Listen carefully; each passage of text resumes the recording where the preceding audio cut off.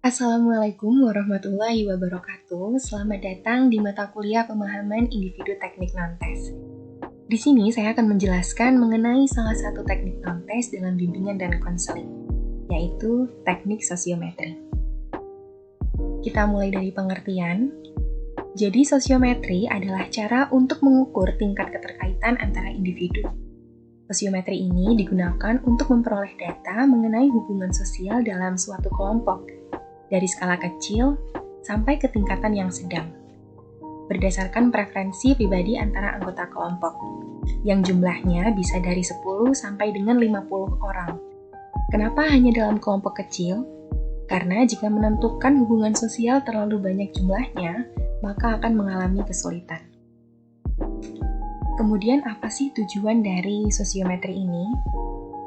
Tujuannya adalah untuk membantu penyesuaian siswa dalam kelas, untuk membentuk kelompok belajar, untuk menemukan individu mana yang diterima dan ditolak di dalam kelas,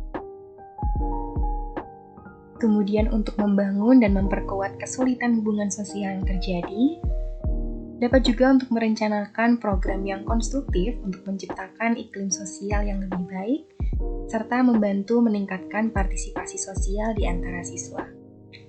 Lalu ada beberapa macam dari sosiometri ini.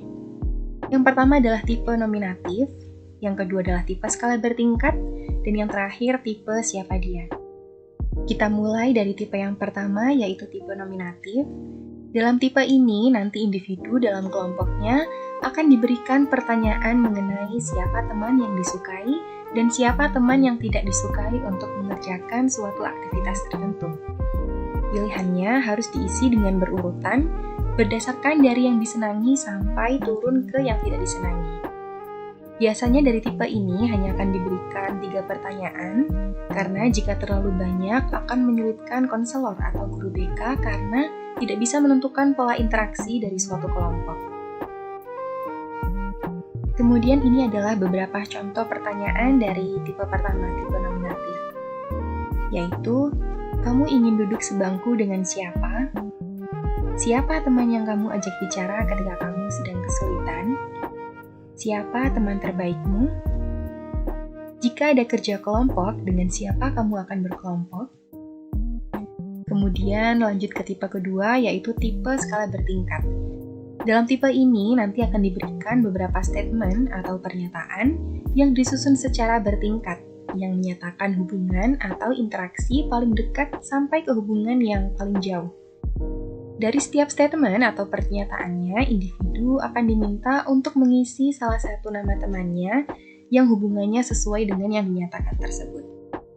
Ini adalah beberapa contoh pertanyaan dari tipe skala bertingkat, yaitu, saya sangat senang bersama dengan teman ini kemanapun saya pergi. Teman ini adalah, saya sering bekerja sama dengannya dalam menyelesaikan tugas. Teman ini adalah, saya dapat bergaul dengan teman ini meskipun jarang berbincang dengannya. Teman ini adalah,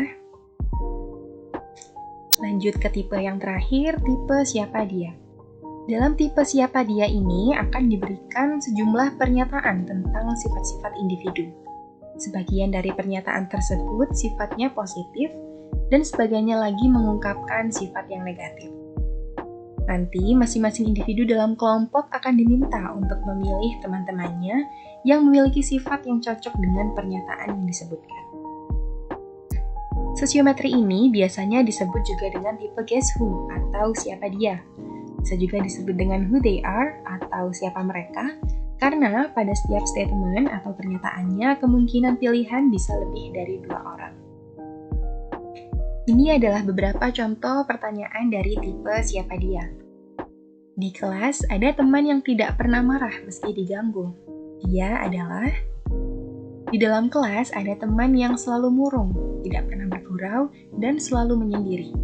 Dia adalah, dalam kelas ada teman yang sombong, tidak suka menghargai orang lain. Dia adalah, ada teman yang bisa bekerja sama dengan baik, selalu giat dalam mengerjakan tugas. Dia adalah, kemudian ini adalah contoh dari angket sosiometri yang biasanya digunakan oleh konselor atau guru BK dalam kelas. Jadi sudah dijelaskan di sini. Nanti di sini siswa akan memilih teman yang menurutnya enak untuk diajak belajar beserta alasannya. Kemudian ini diberikan 2 pilihan. Kemudian di bawahnya lagi, siswa nanti akan diminta untuk menulis juga teman yang tidak enak diajak belajar beserta alasannya. Kemudian kita masuk ke tahap analisis sosiometri. Untuk menganalisis sosiometri, cara paling mudah sebenarnya adalah dengan menggunakan aplikasi berbayar. Banyak sekali aplikasi berbayar yang disediakan untuk menganalisis hasil sosiometri. Salah satunya yang saya cantumkan di sini adalah software dari Eko Susanto. Jadi dalam sosiometri ini biasanya sudah disediakan pertanyaan atau pernyataan pilihannya. Jadi nanti siswa hanya tinggal untuk memasukkan nama, nomor absen, dan juga jawaban dari siswa. Kemudian nanti akan keluar hasilnya baik analisis secara individu maupun kelompok. Kemudian ada tahap tanpa menggunakan aplikasi berbayar, tetapi tahap ini menggunakan waktu yang sedikit lebih lama, berbeda dengan slide sebelumnya yang memang sudah otomatis. Kita mulai dari tahap yang pertama, yaitu memeriksa hasil angket sosiometri. Tahap kedua membuat tabulasi dan sosiogram. Tahap ketiga menghitung indeks pemilihan. Dan tahap yang terakhir membuat laporan hasil analisis sosiometri. Ini adalah contoh tabulasi. Sebelah kiri untuk kategori pemilih dan di sebelah kanan adalah kategori untuk yang dipilih. Jadi contohnya di sini, A memilih B, B memilih C, dan C memilih A. Kemudian ini adalah contoh dari sosiogram. Apa yang dihasilkan dari kuesioner sosiometri pada umumnya akan diolah lebih lanjut. Hasil dari kuesioner nanti akan dikumpulkan, kemudian dimasukkan ke dalam tabulasi, dan dikalkulasikan menjadi bentuk sosiogram seperti ini. Jadi contohnya seperti ini. Yang berbentuk lingkaran adalah untuk menggambarkan siswa laki-laki. Kemudian untuk yang berbentuk kotak seperti ini adalah untuk menggambarkan siswa perempuan. Dan yang di luar kotak adalah siswa yang terisolasi. Maksudnya di sini adalah mereka tidak dipilih dan juga tidak memilih. Nah, dari sini kita akan tahu siapa siswa yang paling populer yang letaknya berada di tengah-tengah. Untuk yang tidak populer, letaknya akan semakin jauh. Di dalam sosiogram, arah pemilihan positif itu digambarkan dengan anak panah yang utuh. Berbeda dengan yang penolakan, digambarkan dengan anak panah yang terputus-putus. Contohnya seperti ini. A memilih B, A menolak B, A dan B saling memilih, A menolak B, tapi B memilih A. Dan yang terakhir, A dan B saling menolak.